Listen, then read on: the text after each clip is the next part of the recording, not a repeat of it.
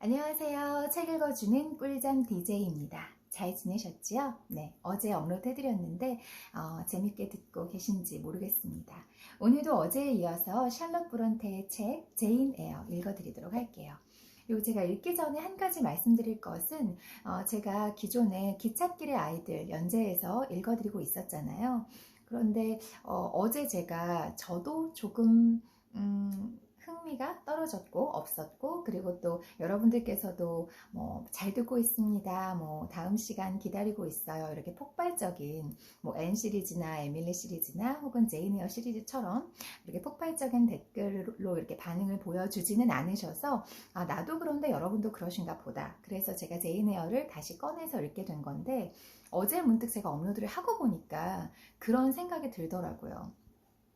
혹시 그냥 조용히 기찻길의 아이들을 계속해서 재밌게 듣고 계신 분이 있는 건 아닐까? 그래서 그 뒷얘기가 너무 궁금해서 매일 기다리고 계셨는데, 제가 갑자기 제인 에어로 바꿔서 나 그 얘기 궁금했는데 좀 계속 그 얘기 읽어줬으면 좋겠는데 하시는 분이 계시면 어떡하지? 그런 생각이 들더라고요. 그래서 편하게 기찻길의 아이들 계속 듣고 싶다, 나는 그거를 계속 기다리고 있었다 하시는 분이 계시다면 댓글 남겨주세요. 그러면 제가 제인 에어 멈추고 기찻길의 아이들 마저 읽고 끝내도록 하겠습니다. 한 분이 그렇게 남겨주셔도 그렇게 하겠습니다. 네. 뭐 제가 항상 말씀드리지만 우리는 대형 학원이 아니고 소수정의 과외잖아요. 1대1 과외이기 때문에 여러분들에게 제가 충분히 맞춰드리겠습니다. 이제 곧 있으면 100만 유튜버가 되는데 그때 되면 그게 좀 어려울 것 같아요. 그래서 그 전에 많이 저에게 남겨주시면 제가 많이 따라드리도록 하겠습니다. 갑자기 콧물이 나네요. 그 얘기하는데. 눈물은 아니고. 어제 이어서 읽어드리도록 할게요. 그래서 제인 에어하고 헬렌이 템플 선생님의 초대를 받고 템플 선생님의 방에서 케이크와 차를 마시면서 따뜻한 대화를 나누는 그 부분 읽어드릴게요. 템플 선생은 언제나 침착하고 위엄이 있었다. 말씨도 품위가 있어서 흥분하거나 열을 올리는 법이 없었다. 또한 선생을 바라보고 선생의 말에 귀를 기울이다 보면 선생에 대한 어려운 마음이 누그러지면서 자기도 모르게 즐거워졌다. 나도 즐거웠다. 하지만 헬렌 번스를 보고는 그야말로 놀라움을 금치 못했다. 기분 좋은 식사, 활활 타오르는 난로불, 사랑하는 선생님과 상냥한 대접이, 또는 어쩌면 이 모든 것보다 중요한 것, 그러니까 헬렌의 독특한 정신 속에 있는 무엇인가가 헬렌에게 깃들어 있는 힘을 일깨웠다. 힘들이 깨어나서 불이 붙었다. 그 힘들 때문에 조금 전까지만 해도 창백하고 핏기 없던 헬렌의 뺨이 발그레하게 물들었다. 그리고 눈이 투명하게 빛났는데 템플 선생의 눈보다 독특한 아름다움을 띠고 있었다. 그것은 멋진 색깔이나 긴 속눈썹이나 연필로 그린 눈썹의 아름다움이 아니라 의미와 움직임과 광채에서 나오는 아름다움이었다. 헬렌의 영혼이 입술로 내려앉아 어디서 나오는지 알 수 없는 말이 흘러나왔다. 14살 소녀의 어디에서 그토록 순수하고 충만하고 열정적인 웅변의 샘이 솟아나는 걸까? 그 어린 소녀의 심장 어디에서 그토록 원기왕성한 기운이 나오고 있는 걸까? 그 잊지 못할 저녁에 들은 헬렌의 이야기는 순수하고 충만하고 열정적이었다. 헬렌의 영혼은 많은 이들이 지루할 만큼 오랜 세월 동안 살아가는 삶을 아주 짧은 기간 동안 살아내려고 서두르고 있는 것 같았다. 계속해서 이어서 읽어드리긴 하겠지만 저는 그 책을 읽으면 그 책에서 제가 마음속으로 간직하고 싶은, 혹은 제가 힘들 때나 어려울 때 꺼내보고 싶은 그런 제 마음속 한 문장을 이렇게 좀 적어놓는 편인데, 지금 제가 읽어드린 이 마지막 문장을 제가 제 다이어리에 적어놨습니다. 다시 한번 제가 또박또박 천천히 읽어드릴 테니까 좀 곱씹으면서 생각하면서 들으시면 여러분에게도 좋은 그런 글귀가 될 것 같아요. 헬렌의 영혼은 많은 이들이 지루하리만큼 오랜 세월 살아가는 삶을 아주 짧은 기간 동안 살아내려고 서두르고 있는 것 같았다. 여기 앞에서 그 템플 선생님이 그러시잖아요. 헬렌, 오늘 기침 많이 했니? 가슴은 아픈 게 나아졌니? 가슴은 어떠니? 이렇게 물어보시잖아요. 뒤에 나오겠지만 헬렌이 불치병에 걸렸어요. 병명이 나오는 건 아닌데 나을 수 없는 그런 그 병을 가지고 있고, 그래서 여기에 나오는 짧은 기간 동안 살아내려고 서두르고 있는 것 같았다 라는 그 문장이 표현이 나온 것이죠. 우리는 보통, 저도 마찬가지고요, 죽음이라는 것은 굉장히 좀 멀리 있다라고 생각하잖아요. 불치병, 고칠 수 없는 병, 그런 어떤 죽음에 대한 것들은 우리가 좀 이렇게 좀 멀찍이 미뤄두고 남의 일처럼 생각하는 것 같아요. 60, 70, 많으면 80, 90까지 살겠지 뭐, 이렇게 생각을 보통 하는데, 사실 누구에게나 일어날 수 있는 일이잖아요. 왜 나에게 이런 일이 생겼지? 라고 생각들을 많이 한다고 하는데, 사실 왜 나는 안 되지? 나일 수도 있잖아 라고 생각을 바꾸라고 누군가가 또 말씀을 해 주시더라고요. 헬렌도 무슨 죄가 있어서 나쁜 짓을 해서 이 병에 걸린 게 아닐 거예요. 그래서 헬렌은 이 어린 나이에 불치병을 앓고 있고 내일 죽을 수도 있는 그런 삶을 살아가고 있는데, 그래서 그냥 하루하루 이곳에 이 로우드 기숙학원 안에서 그냥 하루하루를 주어진 그 틀 안에서 살아가는 것이 아니라 본인만의 어떤 그 가치나 본인이 생각하는 어떤 그 고귀한 것들을 위해서 하루하루 너무나 열심히 최선을 다해서 그렇게 살아가고 있는 모습을 보여주고 있어요. 이 앞에 그 많은 이들이 지루하리만큼 오랜 세월 살아가는 삶을 이라고 적혀 있잖아요. 사실 저도 그런 말 가끔 하는데, 아우 지겨워, 어제랑 똑같아. 돌밥 돌아서만 밥이고 돌아서만 밥이고. 특히나 코로나 시국에는 우리 주부들이 좀 많이 더 힘들었죠. 그런 말 많이 합니다. 다람쥐 쳇바퀴 도는 것 같고 매일 그날이 그날이고. 그런데 이 헬렌 같은 오늘 죽을지도 모르는, 내일이 없을지도 모르는 그런 삶을 사는 사람들에게는 우리가 많은 이들이 지루하리만큼 지겨워 하면서 사는 그 오랜 기간의 삶이 그들에게는 그 짧은 하루 동안 축약이 되어서 정말 오늘을 마지막처럼 살아가는 거죠. 어쩌면 보통의 아프지 않은 우리가 사는 그 하루보다 이 헬렌 같은 죽음을 앞두고 있는 이들의 그 하루가 훨씬 더 정말 촘촘하게 그 어떤 그 뭐 할 일이든지 아니면 그게 일은 아니더라도 머릿속에 생각이라든지 이런 것들이 훨씬 더 촘촘하게 그 하루를 짜고 있지 않나, 하루를 만들어가고 있지 않나, 그런 생각이 듭니다. 그래서 저는 오늘 아침에 열심히 저희 아이 학교 간 동안 제 나름대로 시간을 열심히 사용을 했습니다. 뿌듯하더라고요. 오늘이 마지막일 수도 있고, 그리고 나에게 주어진 이 시간이 내가 나중에 50, 60이 됐을 때 그때 내가 조금 더 열심히 요것저것 해봤으면 참 좋았겠다. 그때는 내가 몰랐는데 눈이 좀 맑을 때 책을 더 많이 읽었다던가, 혹은 더 많이 사람들을 만났다던가, 공부를 더 많이 했다던가, 지나고 나서 그때 후회해봤자 이미 늦잖아요. 그래서 지금 나에게 주어진 까르페 디엠, 이 시간을 내가 조금 즐기고 누리고 충실하자, 그런 생각을 오늘 아침에 했고, 그래서 그런 아침을 보냈습니다. 이 문장 굉장히 제가 좋아하는 문장이고, 이 문장이 여러분들의 하루하루를 좀 더 깊이 있게, 그리고 더 모티브를 주는 그런 문장이 되었으면 좋겠어요. 두 사람은 내가 들어본 적도 없는 것들에 대해 과거의 여러 민족들이나 멀리 있는 나라들, 밝혀냈거나 어림짐작해보는 자연의 비밀들에 대해서 이야기를 나누었다. 두 사람은 얼마나 많은 책을 읽었던가, 얼마나 지식이 풍부했던가. 두 사람은 프랑스 사람 이름과 프랑스 작가들한테 무척 익숙한 것 같았다. 템플 선생이 헬렌에게 가끔 아버지한테 배운 라틴어를 쓸 수 있겠느냐고 묻더니 선반에서 책을 한 권 가져왔다. 그러고는 베르길리우스가 쓴 글 한 쪽을 해석해달라고 부탁했는데 나는 깜짝 놀랐다. 헬렌이 그 말대로 한 줄 한 줄 읽어나가자 나는 더욱더 헬렌에게 존경스러운 마음이 들었다. 라틴어 해석이 끝나자마자 취침 시간을 알리는 종이 울렸다. 조금이라도 늦으면 안 되었다. 템플 선생이 우리 둘을 꼭 안아주면서 말했다. 하나님의 은총이 함께하기를, 나의 아이들이여. 템플 선생은 헬렌을 조금 더 오래 안아주었다. 그리고 차마 품에서 놓아주기 싫은 듯 머뭇거렸다. 선생은 헬렌이 나가는 모습을 끝까지 지켜보았다. 그러고는 두 번째로 슬픈 한숨을 쉬었다. 템플 선생은 뺨을 타고 흘러내리는 눈물을 닦았다.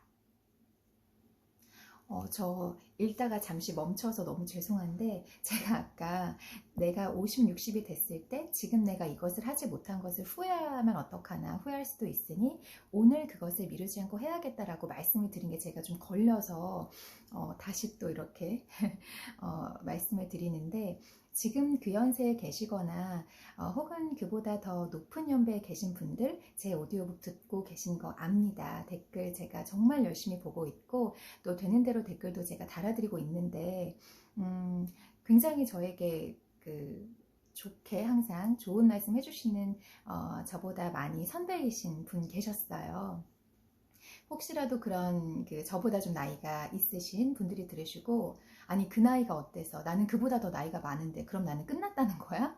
이렇게 생각하실까봐 갑자기 제가 좀 이렇게 염려가 돼서 드리는 말씀인데, 제가 말한 그 50, 60이라는 건 되게 상징적인 숫자고요. 그냥 제가 말씀드리고 싶은 건 10년 뒤, 20년 뒤에 혹은 5년 뒤에라도 내가 5년 전에 그거 했으면 참 좋았을 텐데, 5년 전에 자지 않고 내가 그렇게 허송세월하지 않고 내가 맨날 인스타하고 쿠팡하고 핸드폰에다 보내는 시간 대신에 그걸 했더라면 참 좋았겠다. 이젠 눈도 안 보이고 무릎도 아프고, 제가 좀 그렇거든요.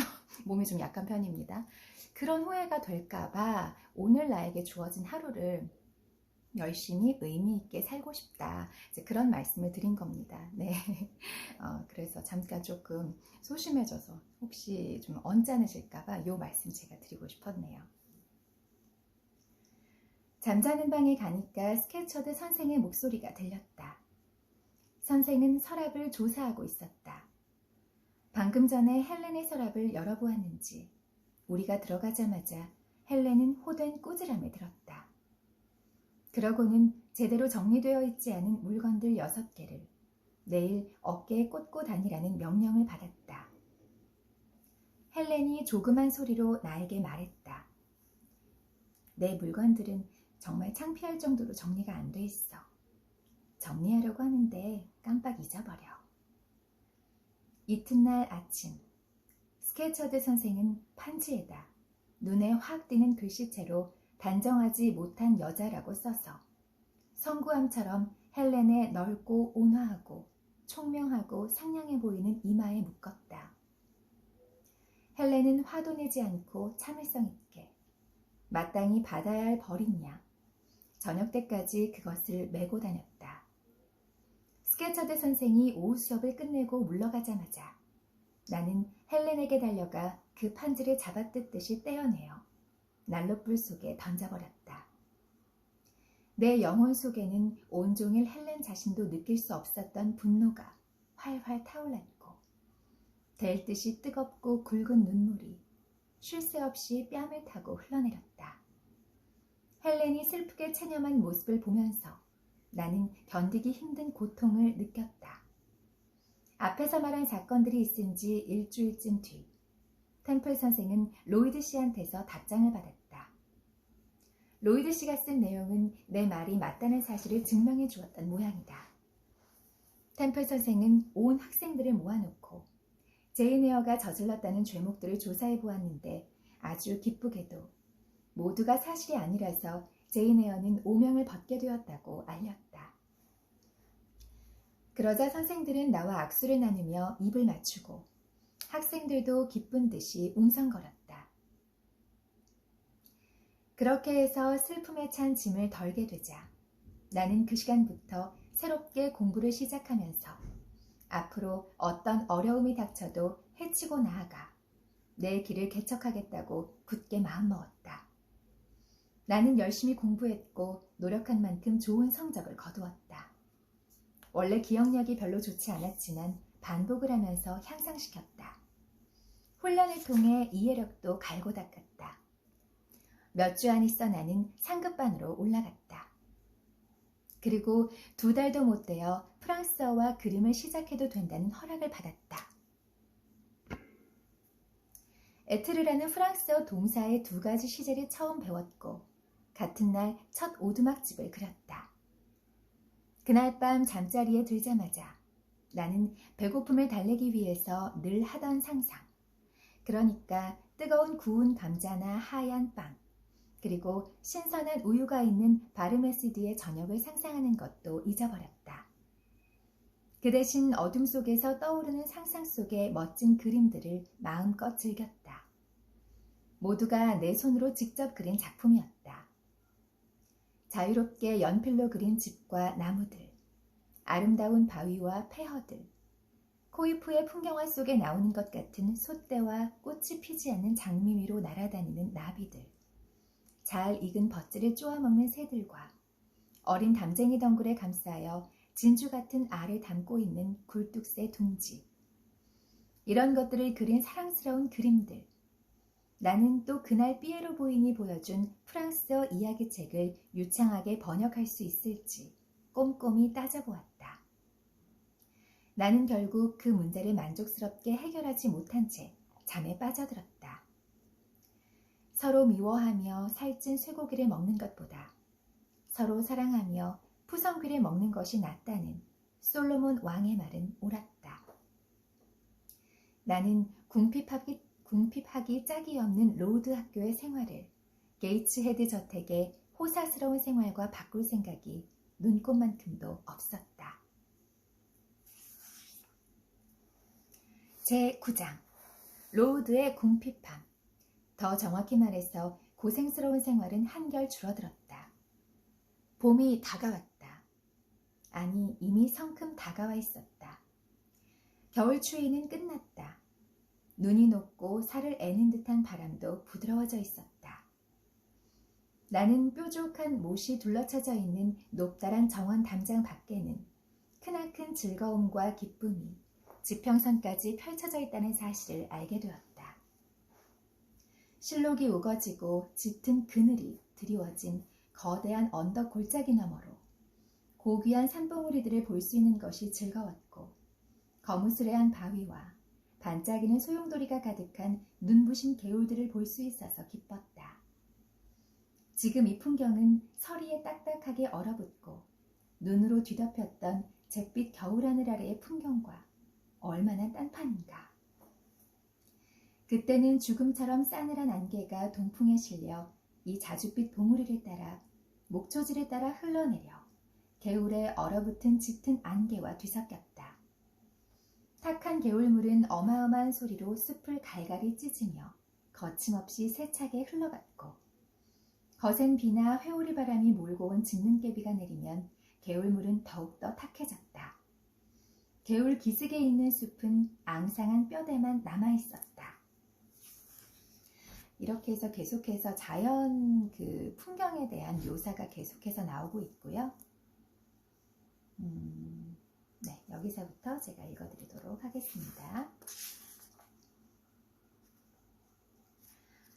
학생들은 감기에 걸려도 치료를 받지 못하고 늘 반쯤 굶주린 상태라서 병에 걸리기가 쉬웠다. 결국 80명 가운데 45명이 한꺼번에 앓아누웠다. 수업이 중단되고 규칙도 느슨해졌다. 병에 걸리지 않은 몇몇 학생들은 거의 무제한으로 자유를 누릴 수 있었다. 의료 담당자가 학생들이 건강을 유지하려면 운동을 자주 해야 한다고 했기 때문이다. 그렇지 않아도 학생들을 감시하고 구속할 만큼 한가한 사람은 아무도 없었다. 템플 선생은 병에 걸린 학생들한테만 온 신경을 쏟았다. 선생은 병실에서 살았고 밤에 2-3시간씩 잠깐 눈을 붙일 때 말고는 병실을 떠나지 않았다. 학생들 가운데에는 운 좋게도 병이 들끓는 곳에서 자신들을 데려가줄 능력도 마음도 있는 후원자나 친척이 있는 경우도 있었다. 선생들은 그 학생들이 짐을 싸서 떠날 준비를 하도록 도와주느라 정신이 없었다.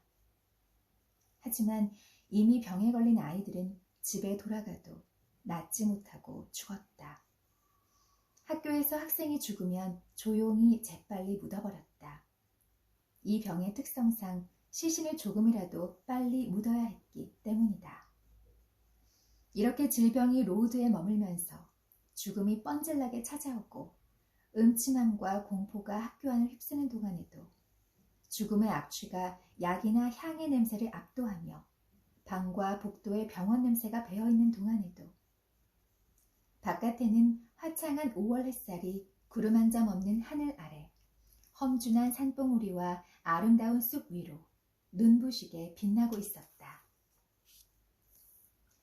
코로나가 우리를 가두어도 이렇게 사계절이 변한 것처럼 이 로드 학교도 마찬가지네요. 그러면 헬렌은 어디에 있었을까? 어째서 나는 이토록 즐겁고 자유로운 나날을 헬렌과 어울려 지내지 않았을까? 나는 헬렌을 아주 잊었던 걸까? 아니면 헬렌과 사귀는데 실증을 느낄 만큼 한심한 사람이었던 걸까? 메리 윌슨은 내가 처음 사귄 헬렌에는 미치지 못했다. 메리는 재미있는 이야기를 들려주고 심심풀이로 짓궂게 묻는 질문에도 스스럼 없이 대답해 주었다. 하지만 내 생각이 틀리지 않다면 헬렌은 자신과 대화를 나누는 특권을 누리는 이들에게 더 고귀한 것을 가르쳐 줄 줄 알았다. 요 메리는 그 앞에 그냥 그 몇 마디 나눈 영리하고 빈틈없는 그런 똑똑한 친구입니다. 깊이 있게 나오지는 않더라고요. 정말이다. 독자여, 나는 이 사실을 알고 있었고 또 느꼈다. 나는 비록 결점이 많고 그런 결점을 보충할 만한 미덕도 거의 없는 인간이지만 헬렌이 지겨웠던 적은 한 번도 없었다. 일찍이 내 마음을 다정하게 북돋아 주었던 헬렌에게 나는 늘 존경심과 함께 강한 애정을 지니고 있었다. 그러니 어떻게 내 마음이 변할 수 있겠는가? 하지만 헬렌은 병을 앓고 있었다. 몇 주 동안이나 내 눈앞에서 사라져 나도 모르는 2층 방으로 옮겨가 있었다. 열병 환자들이 있는 방은 아니라고 들었다.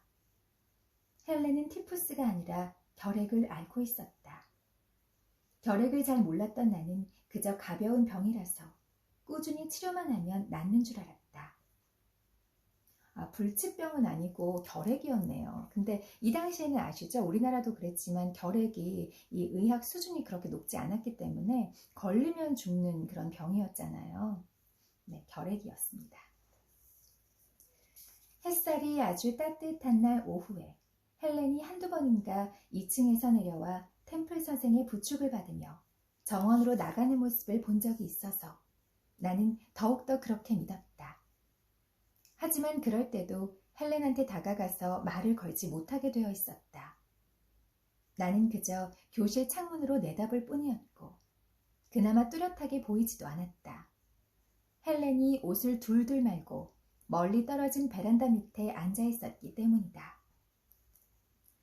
이렇게 좋은 날 병상에 누워 죽음과 싸우다니 얼마나 슬플까. 세상은 이렇게 즐거운데 이 세상을 떠나서 어딘지 모르는 곳으로 가야 한다면 참 쓸쓸하겠다. 그러고 나서 나는 태어나서 처음으로 진지하게 천국과 지옥에 대해서 배우고 들었던 이야기들을 이해하려고 애써 보았다. 처음으로 내 정신이 움찔하며 허우적거렸다. 처음으로 뒤쪽이나 양옆을 둘러보고 사방이 온통 깊이를 알 수 없는 심한 힘을 깨달았다. 내 정신은 자신이 서 있는 한 지점, 바로 현재를 느끼고 있었다. 나머지는 형체 없는 구름이고 텅 빈 심연이었다. 이런 생각에 잠겨있을 때 현관문이 열리는 소리가 났다. 베이츠 씨와 간호사가 나왔다. 간호사는 베이츠 씨가 말을 타고 떠나는 것을 배웅하고는 문을 닫으려고 했다. 나는 간호사에게 뛰어갔다. 헬렌 언니는 어때요? 간호사가 대답했다. 몹시 안 좋아. 베이츠 선생님은 헬렌 언니를 보러 오신 건가요? 뭐라고 하셨어요? 여기 오래 있지 못할 거라고 했어. 어제 이 말을 들었다면 헬렌이 곧 노선벌랜드에 있는 자기 집으로 돌아간다는 말인 줄 알았을 것이다.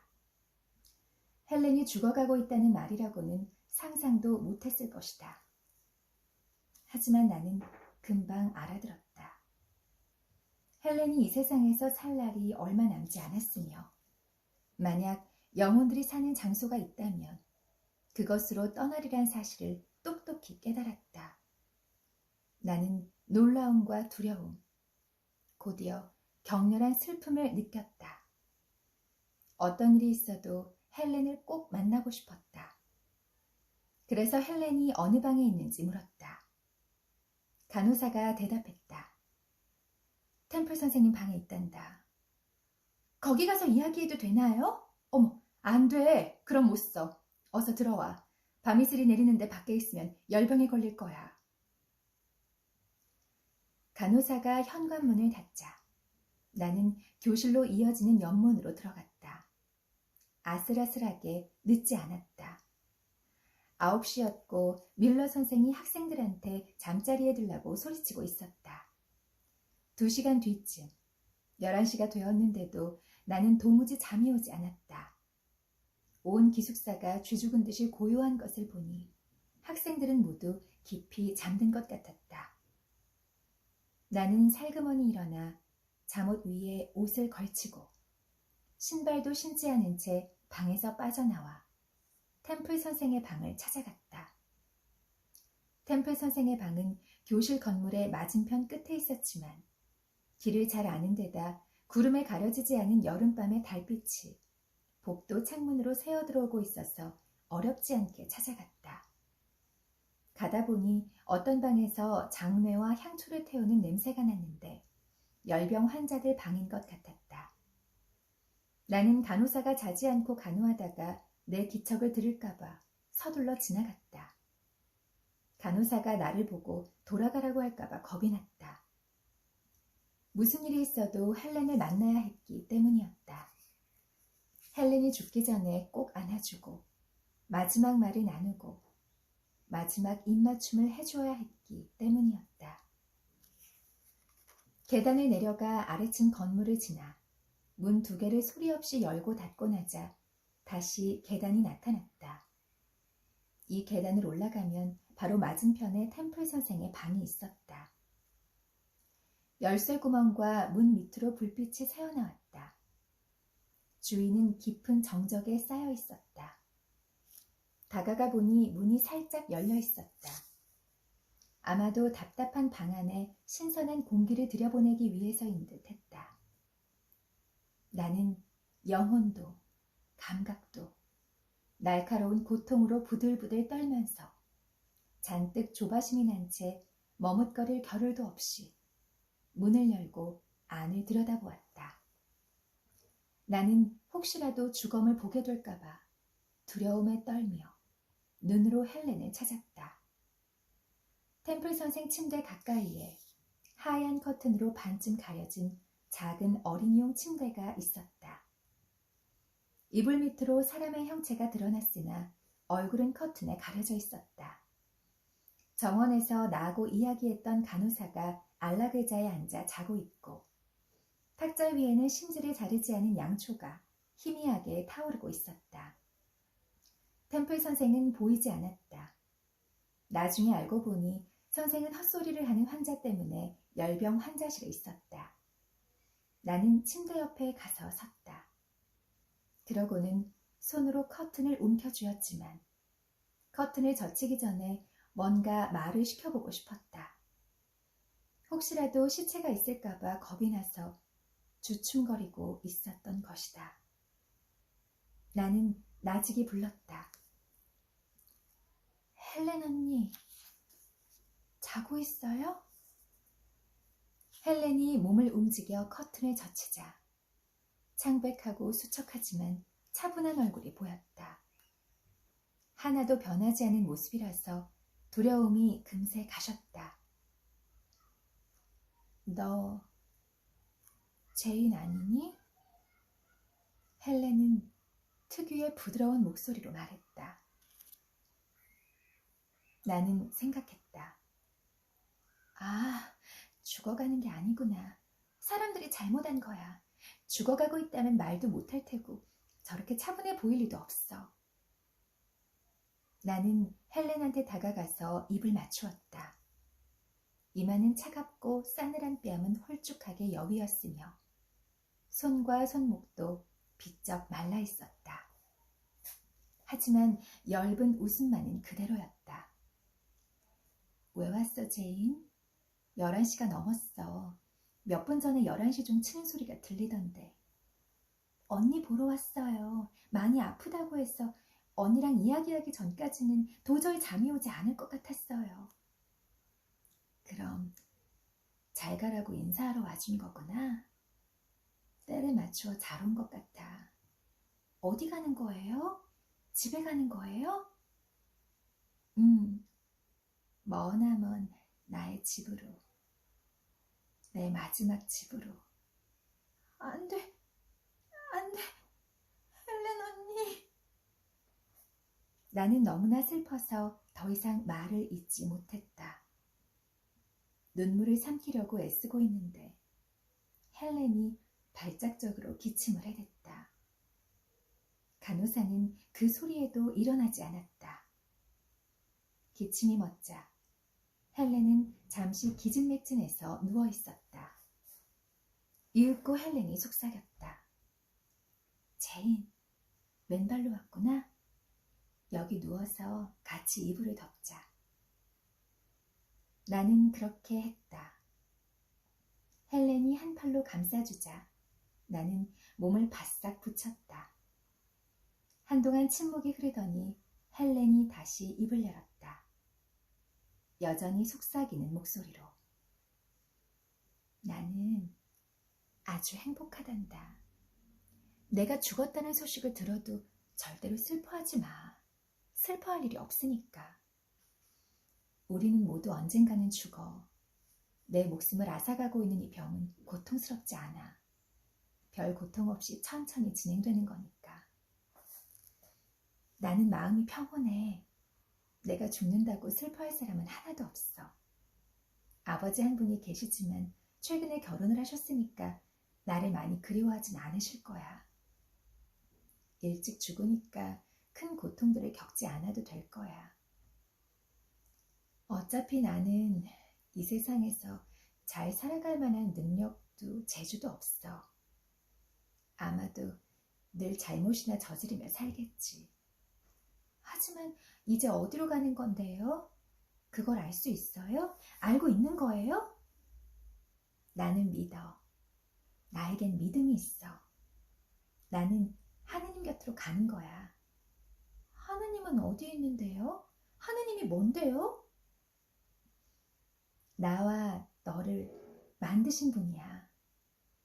하느님은 당신이 창조하신 것을 절대로 멸망시키지 않으시지. 나는 오직 그분께 의지하고 그분의 선함을 온전히 믿어. 하느님 앞으로 되돌아가 그 모습을 뵐 수 있는 중요한 시간이 오기를 손꼽아 기다리고 있단다. 그럼 헬렌 언니는 정말로 천국 같은 곳이 있고 우리가 죽으면 영혼이 천국에 간다는 걸 믿어요? 나는 미래의 왕국이 있다는 걸 굳게 믿어. 하느님이 선하시다는 걸 믿어. 아무 걱정 없이 영원한 내 영혼을 하느님께 맡길 수 있어. 하느님은 나의 아버지시며 나의 친구이시지. 나는 그분을 사랑해. 그분도 날 사랑하고. 그럼 나도 죽으면 언니를 다시 만날 수 있을까요?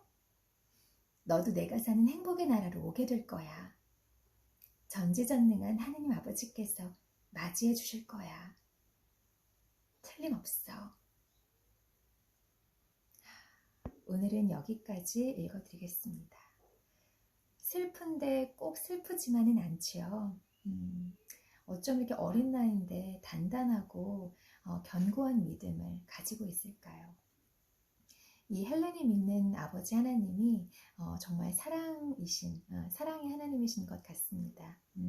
선하시고 나의 아버지이시며 나의 친구라는 고백을 하는 이 헬렌의 모습이 너무나 아름답습니다. 어린 아이지만 나이에 따라서 우리가 그 기준을 정할 수는 없는 것 같아요. 어린 아이지만 우리가 충분히 배우고도 남을 그런 친구인 것 같습니다.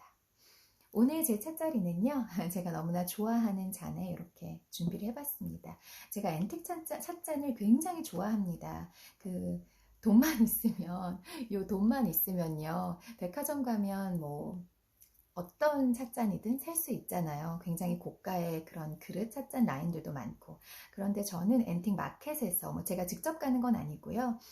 뭐 프랑스 파리나 아니면 뉴욕 이런 곳에서 직접 그 바잉을 하셔서 그 플리마켓에서 바잉을 해서 이제 인터넷으로, 보통은 저는 요즘에는 인스타로 사는 것 같아요. 그렇게 해서 이제 판매하시는 셀러분들에게 연락을 해서 이렇게 제가 좋아하는, 제가 굳이 외국에 나가지 않아도 그 파리의 벼룩시장에 제가 가지 않아도 살 수 있는 그런 앤틱, 빈티지 찻잔들을 사 모으는 걸 저는 굉장히 좋아합니다. 이거는 제가 제일 좋아하는 그릇 브랜드예요. 보이시지요? 빌레로이앤보흐라고 독일의 굉장히 유수한, 아주 전통이 오래된 오랜 헤리티지를 가진 그런 그 브랜드인데요. 그 중에서도 루스티카나라는 라인을 제가 오늘은 이렇게 꺼내봤습니다. 너무 예쁘죠? 제가 그 백화점에 가서 아무 때나 누구나 살 수 있는 그런 현재 공급되고 있는, 현재 뭐라 그럴까, 만들어지고 있는, 생산되고 있는 그런 그릇을 사지 않고 이런 앤틱 잔을 사는 이유는 희소성도 물론 있죠. 하나밖에 없는, 나에게밖에 없는 그런 그 기쁨도 있고요. 이게 하나밖에 없다는 건 아닙니다. 단종되거나 이제 그런 것들 많잖아요. 물론 가지고 계신 분도 많이 계시지만 아무나 지금 막 살 수 있는 그런 제품보다는, 그건 저도 마음만 먹으면 아무 때나 살 수 있으니까요. 이런 그 빈티지 찻잔이 주는 그만의 깊이가 있더라고요. 저도 입문한 지는 뭐 몇 년 안 됐는데 이 찻잔들이 한 보통은 5, 60년, 70년 정도 되거든요. 그 역사가. 그래서 물론 더 오래된 역사를 가진 것들이 있고, 제가 가지고 있는 그 그릇들은 60년 전에 혹은 70년 전에 만들어져서 시장에 나와 있는 것들이에요. 그러니까 이 아이들이 만들어진 그 나라에서 어떤 분들이 이 찻잔을 사용하셨을까? 어떤 나라에서 어떤 분들이 무슨 차와 어떤 디저트를 마시면서 어떤 이야기를 나누었을까? 그런 상상을 하면서 마시는 재미가 있더라고요. 그리고 이렇게 찻잔들이 있을 때 무슨 차 마실까? 그리고 티백 고르고, 어떤 찻잔 쓸까? 하고 찻잔 고르고, 디저트, 이 브레드 접시라고 하죠. 접시 고르고, 그런 시간이 저에게는 정말 큰 기쁨이거든요. 정말 무엇과도 비할 수 없는 저의 기쁜 시간입니다. 그래서 제가 이렇게 앤틱 찻잔을 사는 것을 좋아하고 또 보는 것도 좋아합니다. 그래서 제 인스타 팔로워들 보면 대부분이 앤틱 찻잔 좋아하시고 판매하시는 그런 셀러분들 많으세요. 너무 예쁘죠? 특히나 이 찻잔은 사실 커피잔인데 이렇게 수색이 예쁜 차를 담으면 굉장히 예뻐 보이는 그런 레드 색깔의 제가 너무나 좋아하는 루스티카나 라인입니다. 너무 예쁘죠? 보기에도 너무 예쁘지 않나요? 그리고 제 디저트는 엊그제 제가 그 롯데백화점에 갔다가 쿠키 파는 그 팝업 스토어가 있더라고요. 그래서 이거는 레몬 얼그레이 쿠키입니다. 보이세요? 두께가 어마어마합니다. 이거 하나 먹으면 이틀은 밥 안 먹어도 될 것 같아요. 칼로리가. 그리고 얘는 그 유명한 그 르벤 쿠키예요. 네, 얘도 칼로리가 설탕을 그냥 거의 들이붓는 느낌. 요 정도로 이렇게 촉촉한, 지금 누르면 꾹꾹 들어가거든요. 바삭한 게 아니라. 이렇게 옆으로 확 퍼지는 이렇게 꾸덕하고 쫀득한 쿠키를 만들려면 설탕을 정말 들이부어야 돼요. 그게 포인트거든요. 그래서 먹고 뭐 열심히 운동하죠. 뭐.